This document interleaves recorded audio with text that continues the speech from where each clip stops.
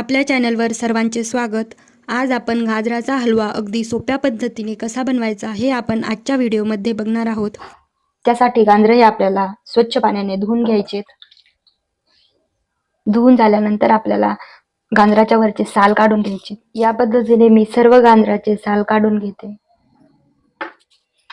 यानंतर आपल्याला गाजराचा शेंड्याचा व देठाचा भाग हा कट करून घ्यायचा आहे। आपण सर्व गाजराचा शेंड्याचा व देठाचा भाग हा कट करून घेतला आहे। आता आपल्याला गाजरे खिसून घ्यायची। सर्वात लहान खिसणीने आपल्याला गाजर खिसून घ्यायची। एकदम बारीक खिसणीने खिसल्यामुळे गाजराचा खिसा एकदम बारीक होतो आणि आपला गाजराचा हलवा शिजायला एकदम कमी वेळ लागतो। आपण इथे सर्व गाजर हे खिसून घेतले आहेत। सर्वात अगोदर आपल्याला कढईमध्ये तूप टाकून घ्यायचे। तूप गरम झाल्यानंतर आपल्याला यामध्ये गाजराचा खीस टाकून घ्यायचा आहे।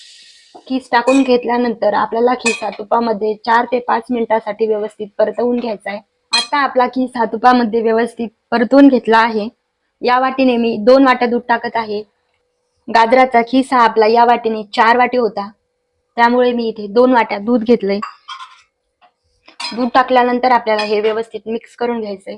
2 वाट्या खीस घेतला तर त्यासाठी आपल्याला 1 वाटी एवढं दूध घ्यायचंय। दुधामध्ये खीस मिक्स झाल्यानंतर आपल्याला यावर झाकण ठेवून 15 मिनिटांसाठी कमी गॅसवर शिजून घ्यायचंय। 15 मिनिटांनंतर गाजराचा हलवा हा पूर्णपणे शिजला गेलेला आहे। आता आपल्याला यामध्ये ड्राय फ्रुट्स काजू बदाम हे बारीक करून घालायचे। नंतर आपल्याला इलायची ही बारीक करून टाकायची आणि हे सर्व मिक्स करून घ्यायचे। मिक्स करून झाल्यानंतर मी इथे या वाटीने 1 वाटी साखर घेते। याच वाटीने मी 4 वाट्या गाजराचा खीस घेतला, 2 वाट्या दूध घेतलं आणि 1 वाटी एवढी साखर घेत आहे। 4 वाट्या गाजराचा खीस यासाठी मी इथे 1 वाटी साखर वापरलेली आहे। तुम्हाला जर गाजराचा हलवा जास्त गोड आवडत असेल तर तुम्ही या ठिकाणी 1 वाटीच्या ऐवजी 1.5 वाटी ही साखर घेऊ शकता। आता आपल्याला ही साखर मिक्स करून घ्यायची। तुम्ही बघू शकता साखर टाकल्यानंतर आपल्या हलव्याचा कलर हा पूर्णपणे बदललेला आहे। आता आपल्याला झाकण ठेवून गाजराचा हलवा हा 5 मिनिटांसाठी कमी गॅसवर वाफवून घ्यायचा आहे। 5 मिनिटांनंतर तुम्ही बघू शकता हलवा हा तयार झालेला आहे। कुकरमध्ये जर तुम्ही हलवा करणार असाल तर यापेक्षा कमी वेळात होतो।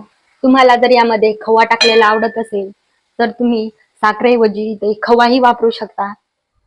आता आपण इथे वरतून ड्रायफ्रुट्स टाकून घेऊया। तुम्हाला ही आजची गाजराच्या हलव्याची रेसिपी कशी वाटली हे कमेंटमध्ये सांगा। व्हिडिओ आवडल्यास व्हिडिओला लाईक करा, शेअर करा। चॅनलवर जर पहिल्याच वेळेस आले असाल तर चॅनलला सबस्क्राईब करा। बेल आयकॉन या बटनावर क्लिक करा म्हणजे येणाऱ्या नवीन व्हिडिओची नोटिफिकेशन सर्वात अगोदर तुम्हाला मिळेल।